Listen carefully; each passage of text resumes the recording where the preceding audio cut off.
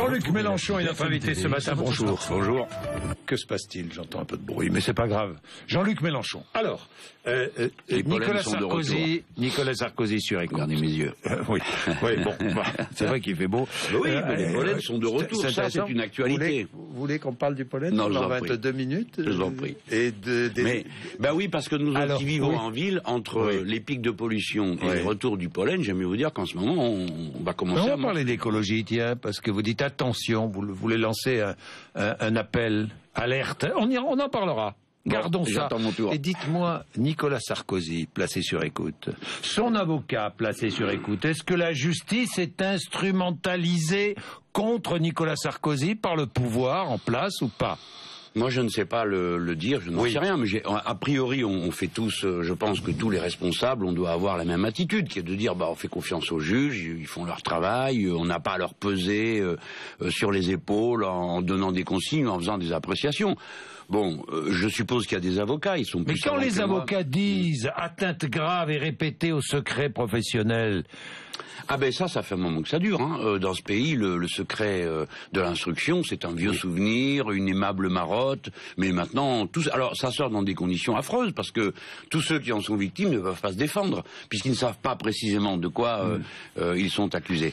Je pense que c'est un moment nouveau dans la vie des institutions des pays démocratiques. C'est une affaire politique ou pas, selon vous? Est-ce qu'on est en train de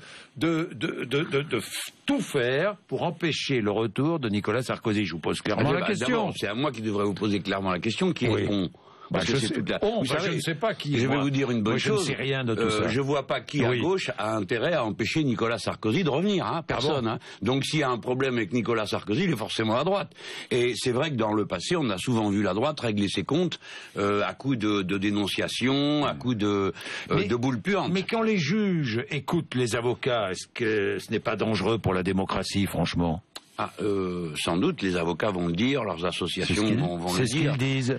En effet, c'est un problème. Jusqu'à présent, on n'écoutait pas les avocats. Vous êtes très prudent, là. Je fais attention, bien sûr, parce que moi, j'aime pas...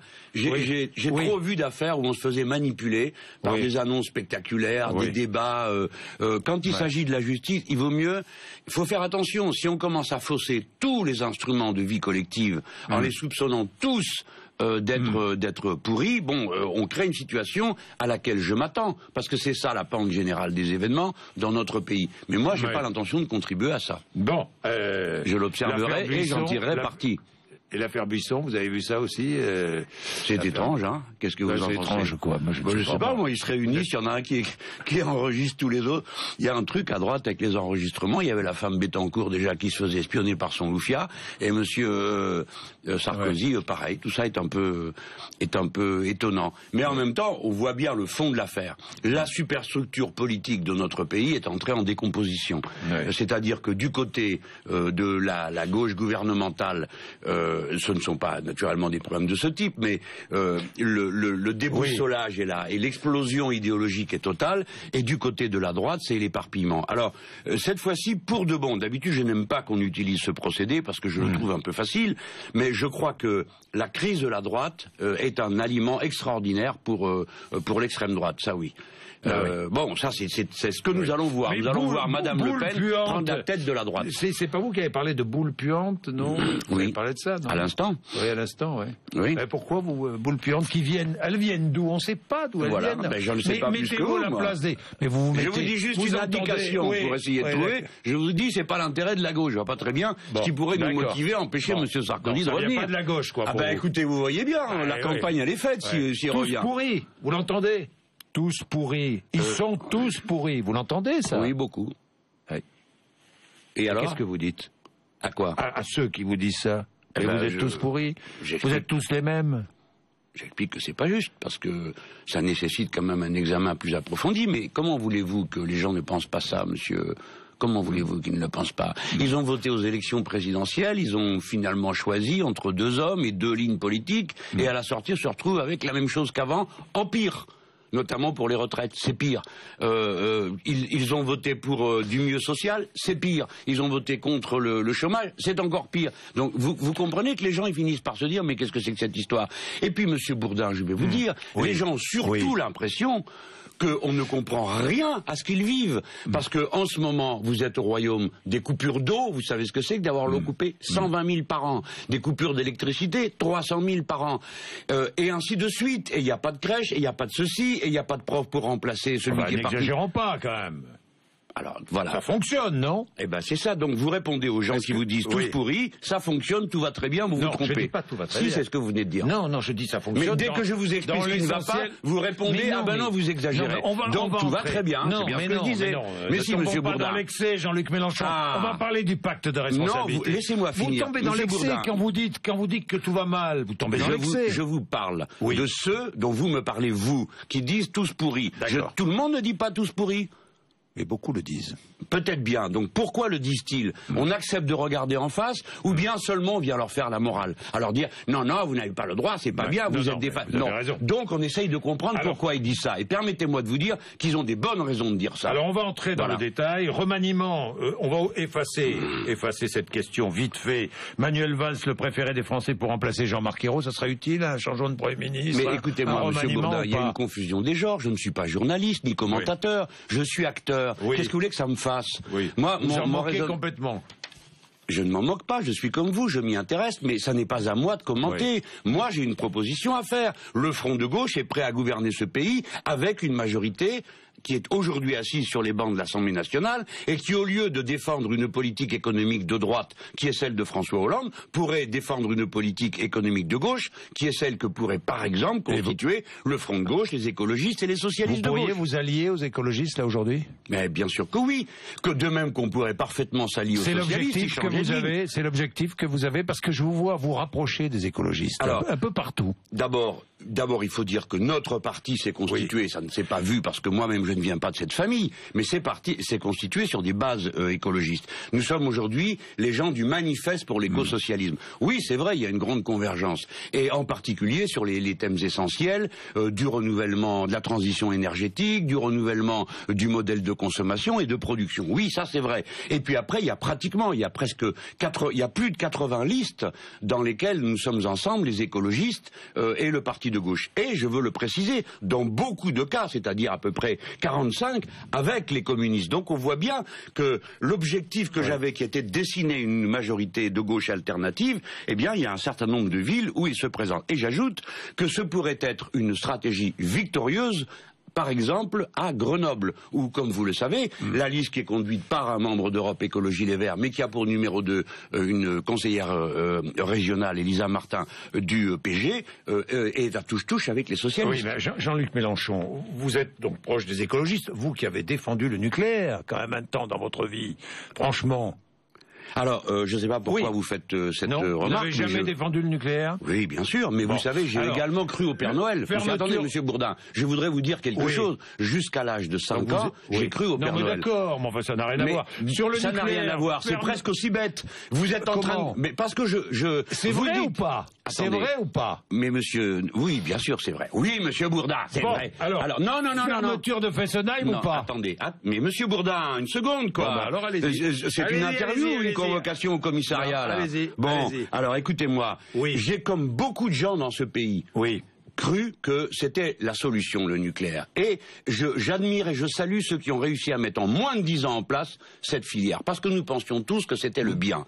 Est arrivé l'accident de Tchernobyl, et vous avez à partir de là deux catégories de gens. Ceux qui s'obstinent à ne pas voir la réalité, qui ne veulent pas la voir, qui pensent qu'en effet, le nuage atomique a fait le tour de la France, et puis ceux qui se sont dit, bon sang, il y a un problème, qu'est-ce que je suis en train de faire si je continue à approuver un mode de production d'énergie qui, bien sûr, est sûr, 99,9% du temps. Mais le 0,1 où il y a l'accident, alors c'est une catastrophe qui dépasse en ampleur toutes celles qu'on a connues. Voilà comment alors, je suis devenu... Attention à Blaye.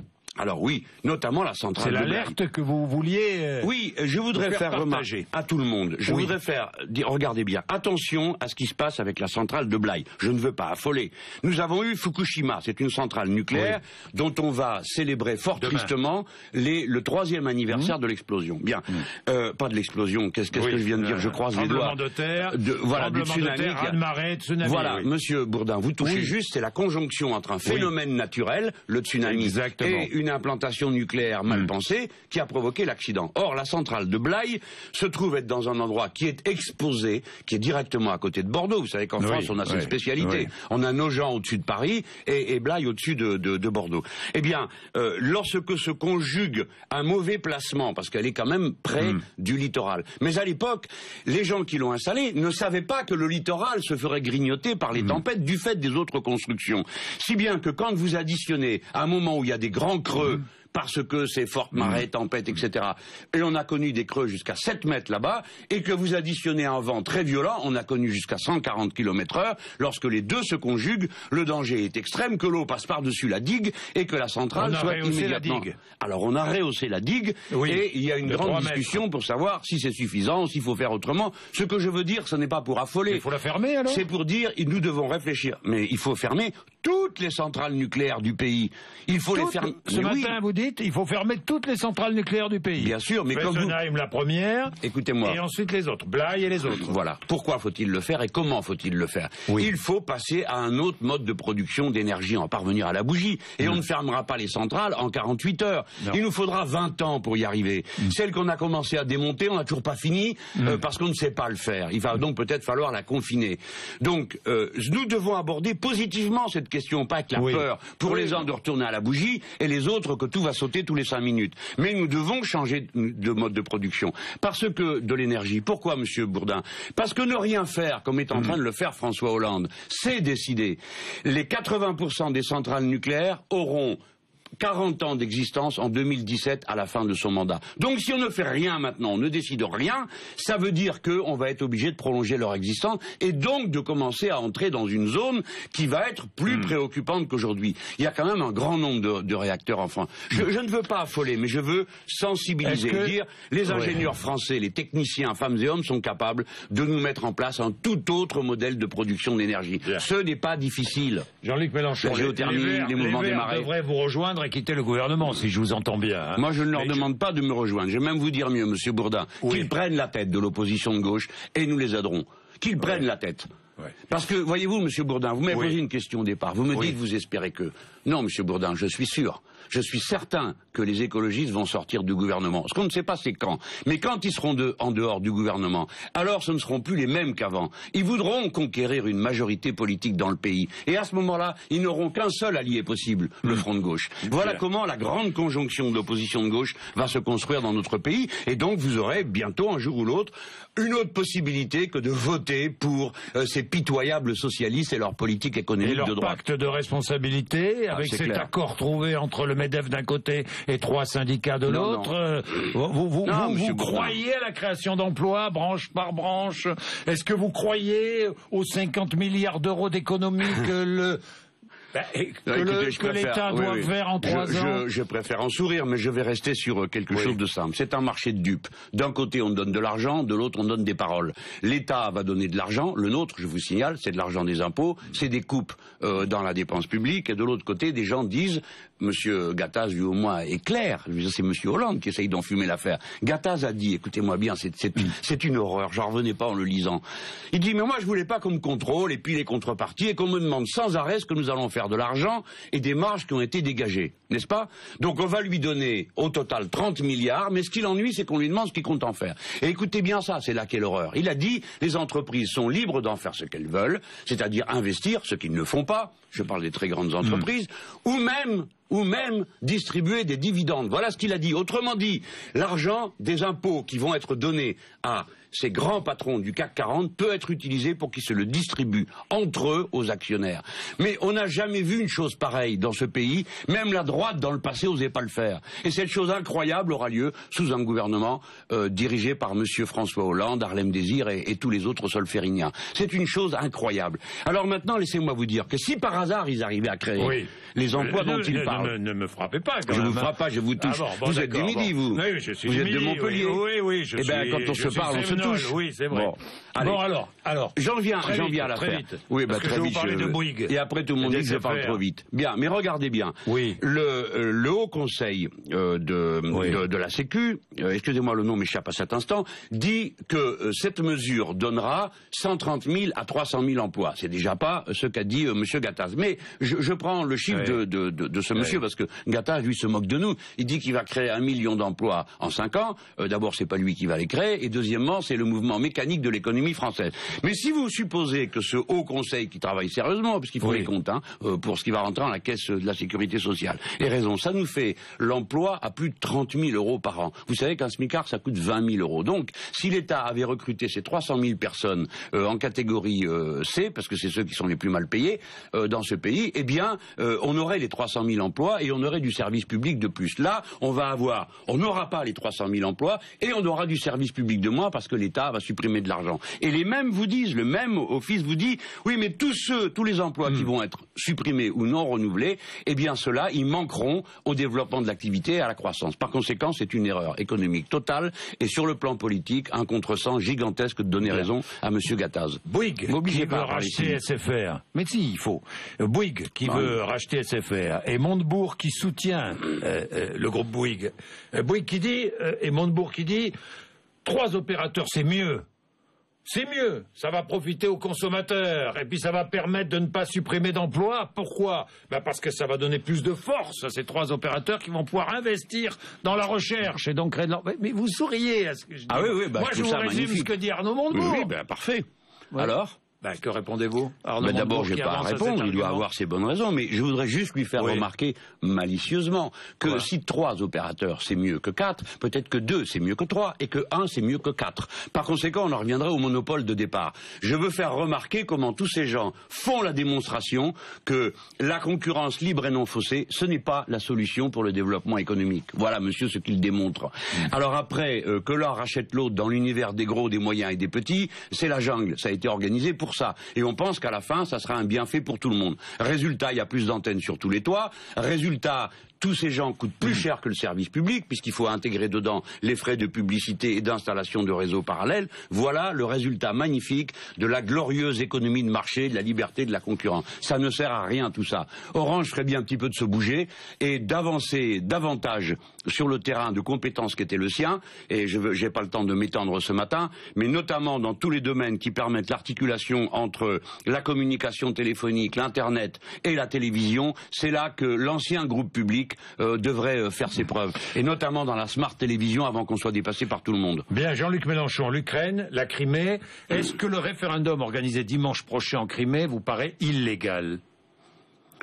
Illégal, c'est un terme assez général, parce que par exemple, l'intervention américaine en Irak était considérée comme illégale par l'ONU, mais légitime, disait l'ONU. Bon, alors peut-être que c'est illégal, mais ça ne paraît pas totalement illégitime qu'une région de l'Ukraine, qui est russophone et qui a été russe pendant 3 siècles, se disent qu'il se passe des choses en Ukraine qui ne leur convient pas, notamment le fait que la langue russe, qui est parlée par 95% des gens, n'est plus langue officielle. Donc ces gens se sentent menacés, et la Russie en profite pour mettre son pion dans le jeu. Pour ma part, je suis contre le fait qu'on bouge les frontières en Europe. Et je mets en garde, je dis ce que l'expérience de l'histoire nous apprend.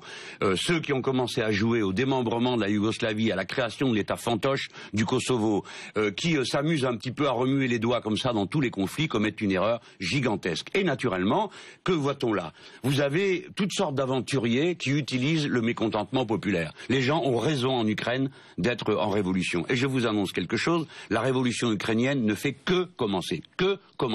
Car le nouveau gouvernement, composé de membres de la droite et de néo-nazis, va opprimer les gens comme jamais ils ne l'auront été. D'ailleurs, j'ai déjà commencé à leur réduire leur retraite par 2. Par conséquent, les gens qui sont allés dans la rue... C'est-à-dire qu'on est allé soutenir ce nouveau pouvoir à Kiev aveuglément? Totalement. Nous, les Français, l'Union européenne, aveuglément. Ah oui. de manière irresponsable, parce que c'est ce que j'étais en train de vous dire. La situation a échappé au contrôle des marionnettistes nord-américains qui veulent pousser la frontière de l'OTAN jusqu'au port de la Russie, ce qui est inacceptable, stupide, irresponsable et provocateur. Et de l'autre, ça c'est le côté nord-américain. De l'autre côté, les Allemands sont venus mettre, on les comprend, le tiers de leur pétrole arrive par là, le gaz arrive par là. Là-dedans, nous Français. Non, on oublie, on n'existe pas. Le président Hollande ne fait rien. Avec Bernard-Henri Lévy sur le perron de l'Élysée, c'est bien ça. Voilà. Recevant donc il est avec Bernard-Henri Lévy, il fait de... C'est une diplomatie parallèle, ça ? Je sais pas, mais enfin c'est la diplomatie des États-Unis, ça compte pas. Mais laissez-moi finir. Donc, d'un côté, vous avez des gens qui ont mis leurs doigts dans le potage, et puis pour soi-disant le mouvement était pro-européen. Enfin, vous voyez, des nazis pro-européens, c'est nouveau. Mais bon, pro-européen, nani nana. Et puis de l'autre côté, les Russes qui sont pas fous, qui ont aussi des intérêts à défendre et qui savent que la Crimée est russe. Elle a été rattachée en 1954, comme vous le savez. Bon, donc tous les aventuriers ont profité de la situation. Les aventuriers d'extrême droite pour se saisir du mouvement ukrainien, s'emparer et confisquer la révolution, et les Russes qui se sont dit « Ah bon, vous voulez jouer au mariole avec nous ? Ah bon, vous voulez vraiment nous menacer ? Ben très bien, on reprend la Crimée, parce que la Crimée, ce sont les ports de guerre. Les ports de guerre contrôlent le passage du gaz et du pétrole qui vient en Europe. La géopolitique est première en politique, et maintenant il s'agit de l'apprendre. Ça sert à rien d'aller jeter de l'huile sur le feu en Ukraine et en Crimée. La France devrait être médiatrice et d'abord ouverte à la discussion avec les Russes, ce qui est notre histoire traditionnelle. Merci Jean-Luc Mélenchon. Il est 56.